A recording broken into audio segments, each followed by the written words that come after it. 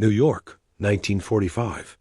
The Red Cross worker opened the donation boxes at the Displaced Persons Center, pulling out dresses, floral prints, soft fabrics, colors that seemed impossibly bright after years of gray uniforms.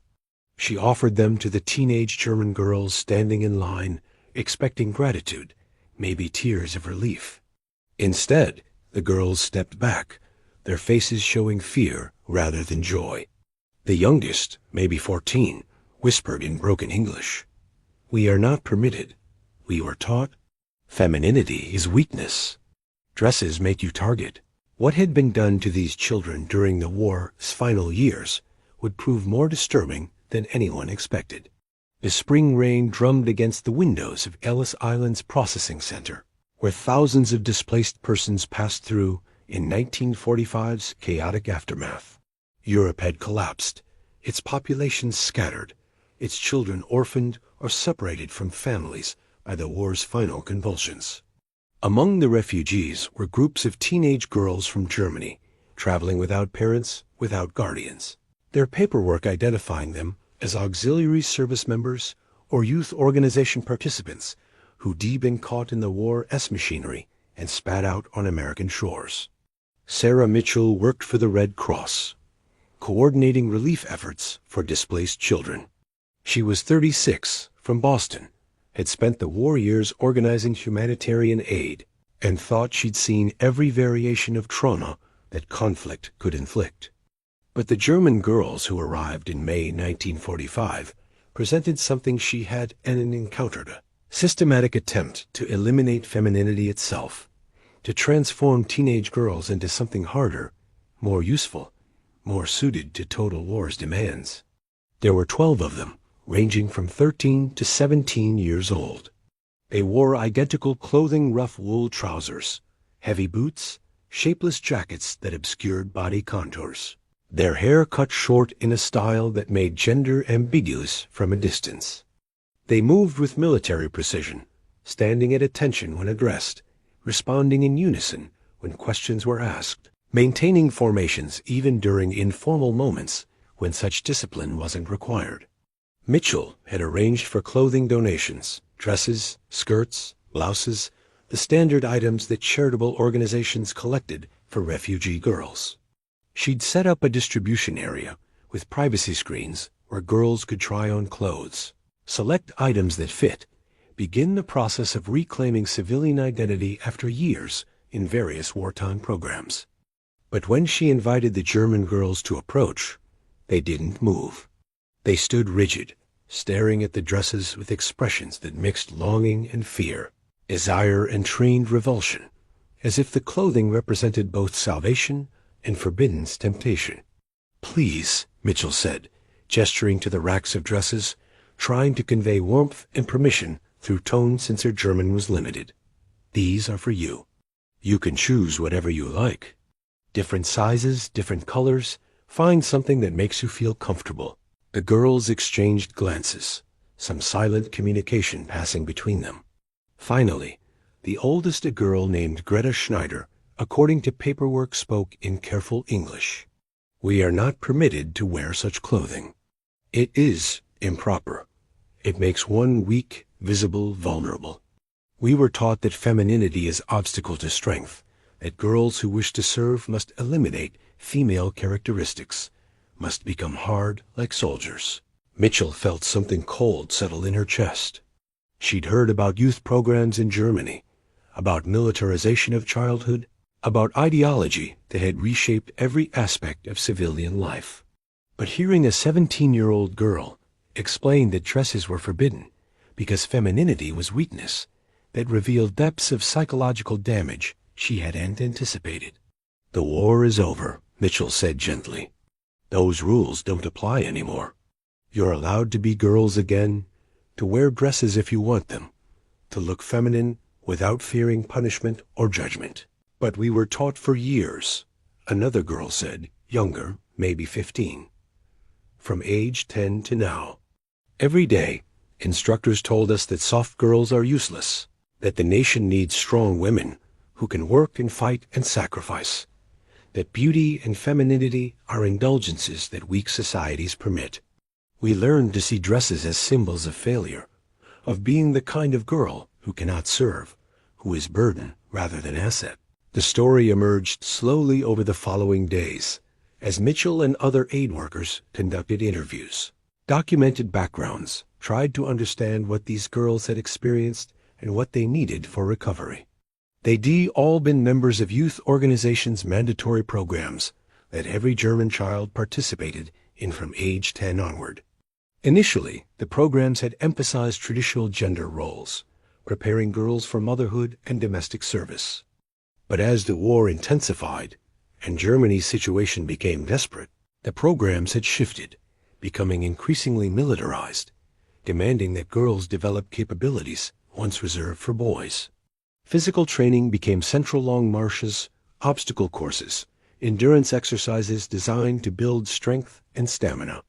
Girls learned weapons handling, first aid, fire suppression, all the skills that auxiliary forces needed as military-age men became scarce.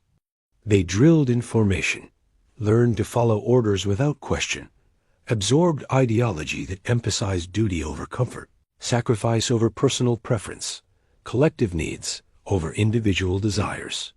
And they were explicitly taught to suppress femininity. Dresses were prohibited after age 12, only trousers and practical clothing that allowed unrestricted movement. Makeup was forbidden as frivolous vanity. Long hair was discouraged, then banned, with shortcuts becoming mandatory.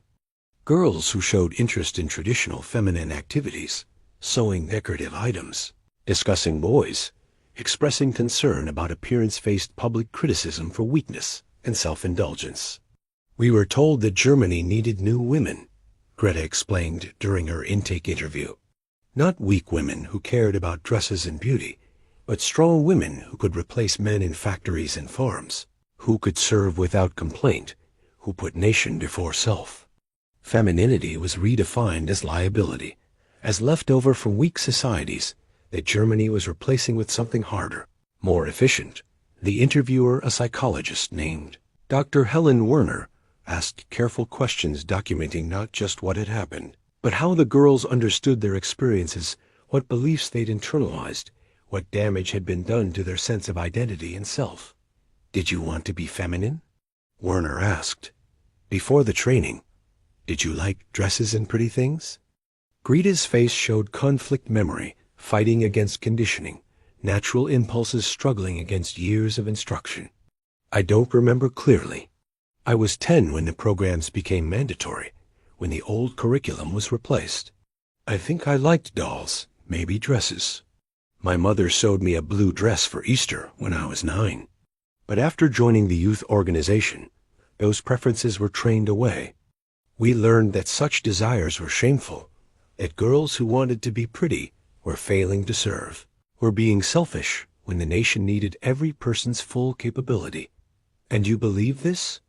Accepted it as truth?" Everyone believed it. The instructors, the other girls, our parents who'd been taught similar messages. It wasn't belief exactly. It was simply how things were, like gravity or weather. Not questioned because questioning seemed pointless or dangerous. Werner documented this carefully, recognizing that she was witnessing systematic conditioning, ideology that had colonized consciousness, beliefs that had replaced natural developmental processes with manufactured identity designed to serve institutional needs. Mitchell consulted with Werner about how to approach the clothing situation. The girls needed dresses and feminine clothing. Their current outfits were inadequate for civilian life, marked them as different, prevented them from blending into normal social environments.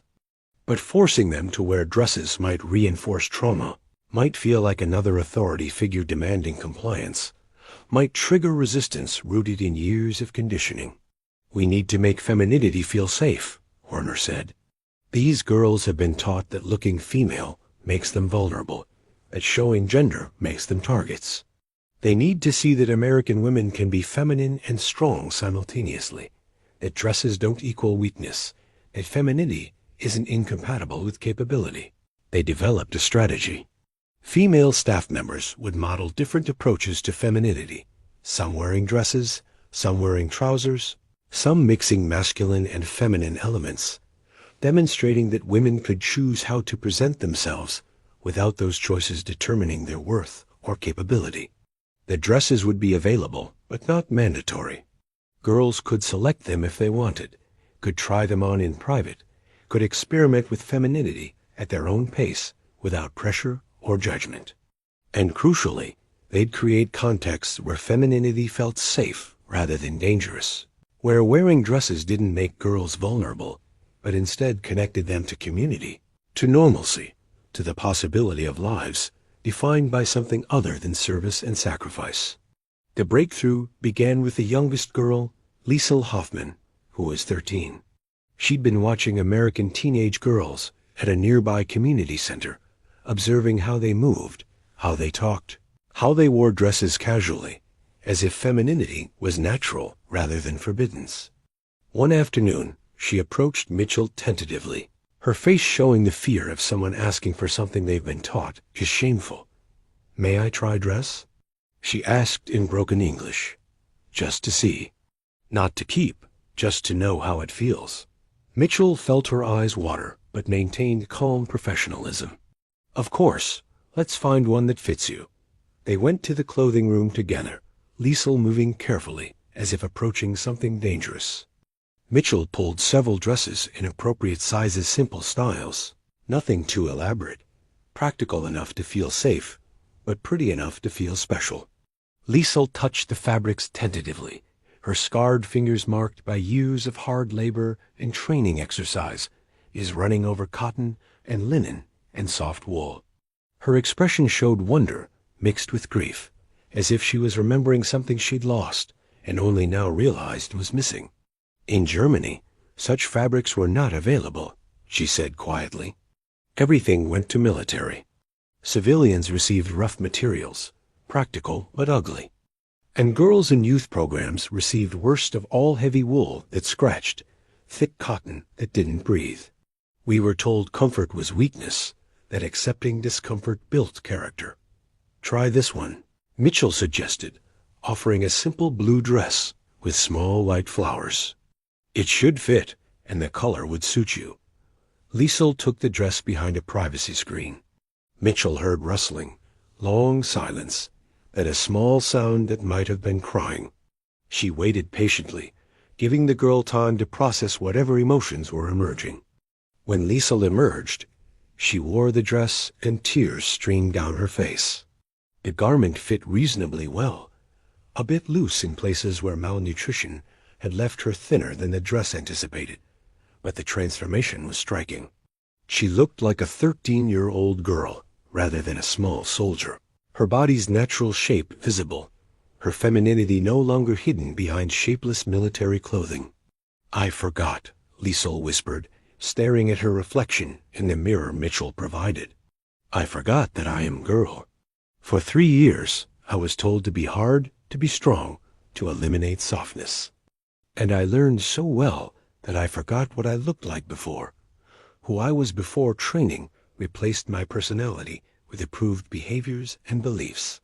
She touched the dress fabric, smoothed it over her hips, turned slightly to see how the skirt moved.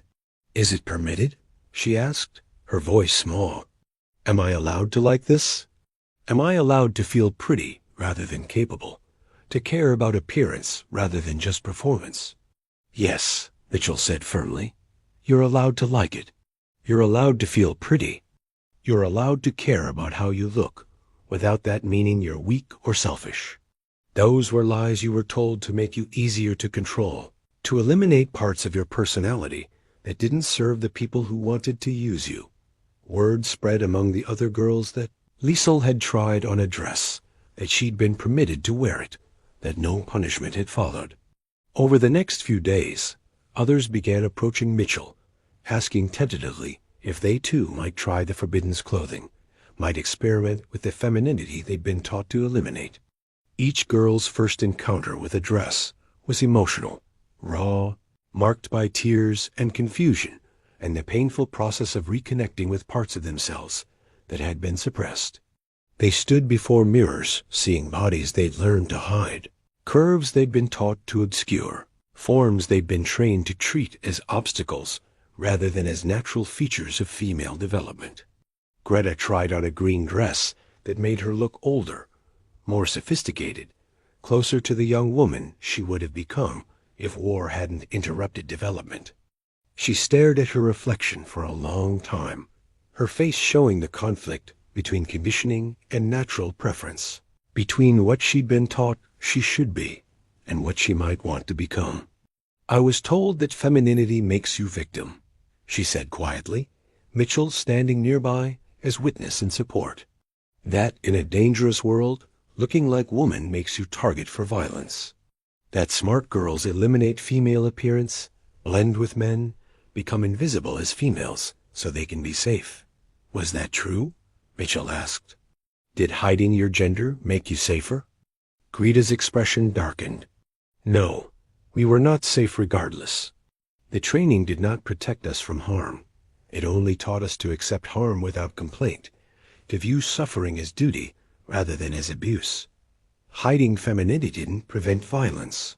It just taught us that our femaleness was something shameful, something to conceal, something that made us less valuable than boys who never had to hide their gender to be worthy of respect." She touched the dress fabric, her movements careful, as if the cloth might burn. "This is dangerous for different reason. Not because it makes me target, but because wearing it means accepting. I am female, that femininity is part of who I am, that I cannot eliminate this aspect of self, no matter how much training tried to erase it. That terrifies me more than any physical danger." Dr. Werner organized group sessions where the girls could discuss their experiences together, process their trauma collectively, begin the difficult work of questioning beliefs that had structured their identities for crucial developmental years. The discussions revealed the depth of conditioning they'd undergone, a systematic effort to reshape consciousness, the particular ways that totalitarian systems had colonized their sense of self and possibility. "We were taught that there are two types of women," one girl explained. "Weak women who care about beauty and comfort, who want dresses and romance and soft lives. And strong women who serve the nation, who sacrifice personal preferences for collective good, who eliminate femininity to become useful. We were told constantly that only weak societies tolerate weak women, that Germany's future depended on creating a new type of female who was hard, capable, willing to do what soft women could not." Another added, "The training was constant, reinforced daily through every interaction. Girls who showed feminine interests were criticized publicly, called frivolous or vain. Girls who excelled at masculine tasks, who could march farthest, carry heaviest loads, demonstrate greatest endurance, were praised as models of proper development. We learned to measure ourselves against standards designed for boys, to feel inadequate when we couldn't match male performance, to see our female bodies as obstacles rather than as normal variations in human form." A third girl, older, nearly 18. "The worst part was how thoroughly we internalized these messages. After years of conditioning, I genuinely believed femininity was weakness. When I felt desire to wear pretty things or be treated gently, I interpreted those feelings as character flaws, as evidence that I was failing to serve properly. The regime didn't just control our behavior, it colonized our consciousness, made us police ourselves, made us enforce our own subordination while believing it was strength." Werner documented these testimonies, recognizing their value as historical record, but also as therapeutic exercise. Speaking these experiences aloud, hearing others validate them, beginning to analyze critically rather than just accepting. These were necessary steps toward recovery, toward rebuilding identities that had been systematically dismantled and replaced with manufactured versions designed to serve institutional purposes. As weeks passed, the girls slowly began wearing dresses more regularly. Not all of them, not all the time. Some needed longer to feel safe. Some preferred mixed clothing that incorporated both masculine and feminine elements. Some struggled with body image issues that years of suppressing gender awareness had created. But gradually, tentatively, they started experimenting with femininity, as if discovering a foreign language. learning grammar and vocabulary for expressing aspects of themselves they'd been forbidden to acknowledge. They asked Mitchell and other female staff about makeup, about how to style hair that was growing out from mandatory short cuts, about what colors suited different complexions, about all the small skills that girls typically learned gradually from mothers and peers, but that these girls had been denied during crucial years. The questions were often heartbreaking in their basicality. "How do you know if a dress fits properly?" one girl asked. "We were only taught to check if uniforms allowed free movement for work. I don't know how to evaluate whether clothing is flattering, what that even means." Another, "Is it permitted to care about appearance? To want to look pretty rather than just functional? We were taught such concerns were selfish, that appearance should only matter for presenting proper image of discipline and capability." A third, "Do American girls wear dresses because they want to, or because they are required to? Is femininity a choice here, or is it another set of rules we must follow to be acceptable?" Mitchell and the other staff answered patiently, modeling different approaches, emphasizing that femininity was choice rather than obligation, that women could define their own relationship with gender presentation, that there was no single correct way to be female. The transformation was most visible during a community event in June, organized by local churches to welcome displaced children and help them integrate into American social life. The German girls were invited, encouraged to attend, offered support in navigating what would be their first exposure to normal teenage social activities in years. Most of them chose to wear dresses, not because they felt they had to, but because they wanted to see what it felt like to present as obviously, unmistakably female in a social context, to test whether their conditioning had been accurate about femininity, making them vulnerable, or whether it had been propaganda designed to control them. Liesel wore her blue dress, the one she'd first tried on, which Mitchell had helped alter to fit better. She'd let her hair grow slightly, had experimented with a simple hairstyle that made her look more her age, less like the small soldier she'd been trained to be. Greta wore a more sophisticated dress, burgundy with subtle details, appropriate for a 17-year-old young woman. She'd struggled most with the choice, had changed her mind multiple times, had required extensive reassurance that wearing feminine clothing didn't mean accepting weakness, didn't make her vulnerable, didn't betray the strength she'd developed despite the harmful context in which that strength had been cultivated. They arrived at the community center together. Moving in their familiar formation years of drilling had made walking in synchronized groups feel natural. But as they entered and saw American teenagers socializing casually, saw girls in dresses talking and laughing without military bearing or collective discipline, something shifted in their posture, their awareness, their understanding of what teenage life could look like. American teenagers approached them, friendly and curious, asking about Germany, about their journey to America, about their experiences. The German girls responded tentatively at first, uncertain how to engage in casual social interaction after years when all conversations had been structured around duty and service. But gradually they relaxed. They discovered that wearing dresses didn't make them targets for ridicule or violence. They experienced being treated as teenage girls rather than as young soldiers or as problems requiring management. They participated in activities, dancing, games, conversation that had been absent from their lives during years when every moment had been structured around training and preparation for service. Mitchell watched from across the room, tears running down her face as she witnessed the small Miracle 12 girls who'd been systematically stripped of femininity, who'd been taught to hide their gender and suppress natural development, who'd internalized beliefs that their femaleness was liability and obstacle, now laughing and dancing and simply being teenagers in dresses, reclaiming parts of themselves that ideology had tried to eliminate. But the recovery wasn't linear or complete. The conditioning had been too deep, too sustained, too reinforced by every institution and authority they'd encountered during formative years. They carried psychological scars that dresses couldn't erase, beliefs that persisted despite intellectual understanding that they'd been false. One girl, Anna, had a breakdown at the community event. She'd been dancing, laughing, appearing to enjoy herself. Then suddenly she was crying in a bathroom, hyperventilating, her body rigid with panic. Werner found her, sat beside her, offered presence without demanding explanation. Eventually, Anna could speak. "I felt happy," she whispered, her voice broken. "Wearing pretty dress, dancing with boy who smiled at me, feeling normal and feminine and young. And then I felt guilty, as if happiness was betrayal, as if enjoying femininity meant I was weak and selfish and failing to serve. The conditioning is still there, still telling me that soft feelings are character flaws, that any moment of pleasure or beauty is moments stolen from duty and sacrifice.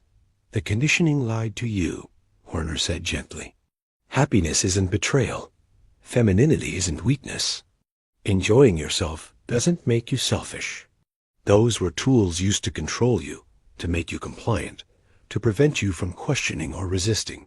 Recognizing they were lies doesn't make them disappear immediately, but it's the beginning of unlearning, of building new beliefs based on truth rather than on manipulation." Anna nodded but continued crying, releasing years of suppressed emotion, grieving for the childhood she'd lost, for the development that had been interrupted, for the girl she might have been if ideology hadn't colonized her consciousness during the years when identity forms.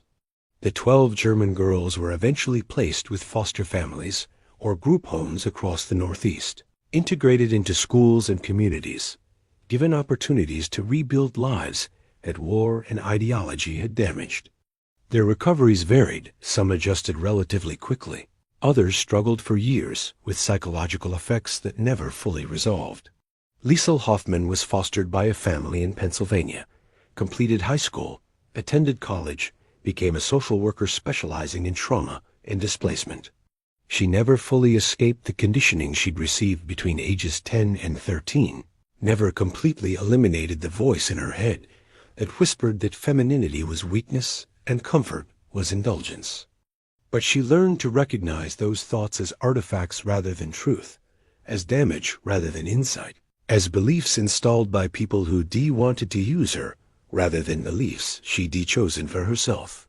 She married in 1955, had 3 daughters, raised them with fierce determination that they would experience childhood as normal, development rather than as preparation for service, that they would learn joy before duty, that their worth wouldn't depend on suppressing femininity to prove capability.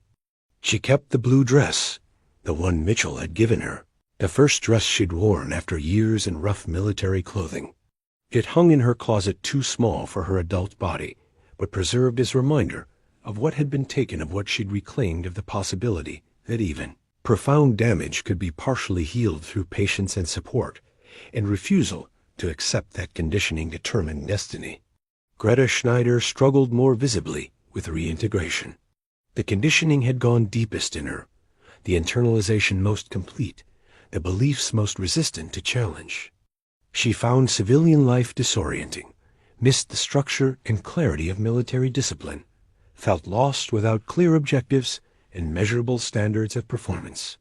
She joined the military herself in 1950, serving in the newly formed Women's Army Corps, finding in American military service something that accommodated both her need for structure and her right to femininity.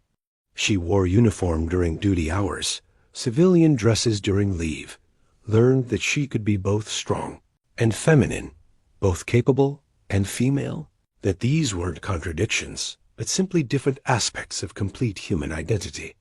She retired in 1975, after 25 years of service, having achieved rank and recognition that would have been impossible in the system that had damaged her. In interviews about her career, she always emphasized how different American military culture was from the youth programs she'd experienced in Germany.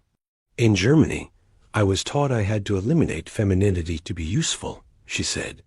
"In America, I learned that usefulness and femininity were unrelated, that I could be effective soldier while also being unmistakably female, that my gender was simply characteristic rather than liability, or asset that capability came from training and character, rather than from suppressing natural aspects of self. Dr. Werner published extensively about the German girls' cases, documenting the systematic conditioning they'd undergone, analyzing techniques used to reshape consciousness, contributing to understanding of how totalitarian systems damage psychology through colonizing identity itself. Her work influenced entire generations of psychologists and educators, shaped policies about how displaced children should be received and treated, contributed to recognition that recovery from ideological conditioning requires more than just physical safety. It requires patient support for rebuilding beliefs, for questioning what seemed unquestionable, for reclaiming parts of self that were suppressed or eliminated. In her final book, published shortly before her death in 1987, Werner reflected on what the German girls had taught her. They arrived believing femininity was weakness, that dresses made them vulnerable, that their worth depended on suppressing gender to demonstrate capability. These beliefs seemed fixed, unshakable, fundamental to their identity. But beneath the conditioning, their natural development persisted suppressed, but not eliminated, damaged, but not destroyed. When given safety and support and permission to question what they'd been taught, they began the painful work of reclaiming their femininity, of rebuilding identities that included, rather than excluded, their femaleness. This taught me that even the most thorough conditioning can be resisted, that human consciousness is more resilient than ideologies that try to reshape it, that recovery is possible even after profound damage, though it requires patience, expertise, and community, support that refuses to accept that damage is permanent. Sarah Mitchell continued relief work for decades, helping thousands of displaced children rebuild lives after trauma. The German girls remained special in her memory, not because their suffering was worse than others, though it was certainly severe, but because their case revealed how ideology could weaponize gender itself, could turn femininity into something shameful, could make girls feel that their female bodies were obstacles requiring elimination, rather than natural features deserving acceptance. She saved photographs from the community event images showing the girls in dresses, laughing, dancing, simply being teenagers. The contrast between these photos and the intake documentation that showed them in military clothing, rigid and expressionless, was stark.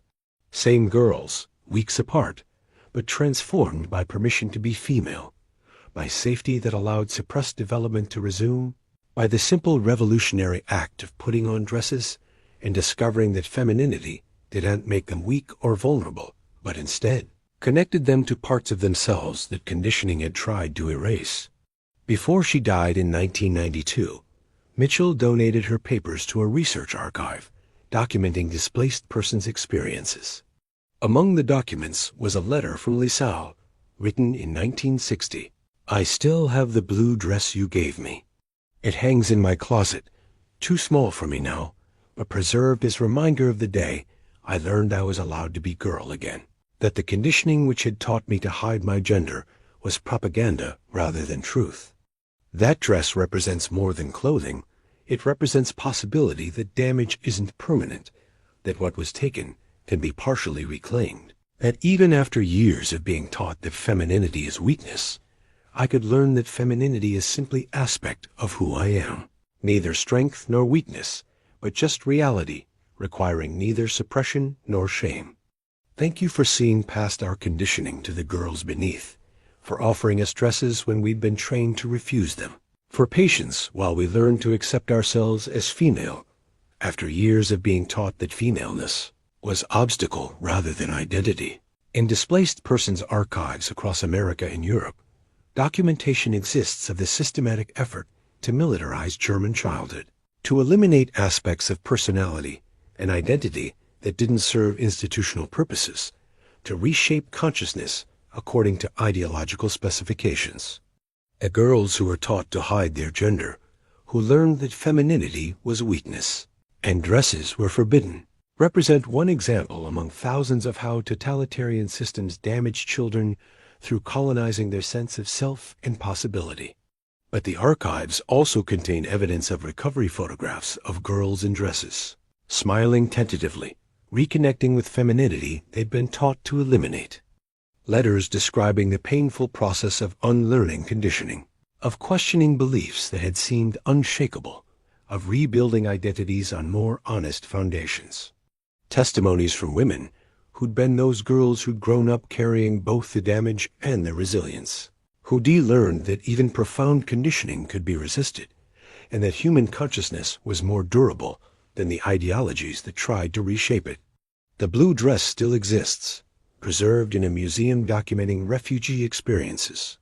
It hangs behind glass, labeled with Liesel's story, the girl who'd been taught that dresses were forbidden, who'd learned that femininity was weakness, who'd encountered Americans offering feminine clothing and had to relearn that accepting it wasn't betrayal but reclamation, wasn't weakness, but permission to be whole rather than the fragment that ideology had tried to make her.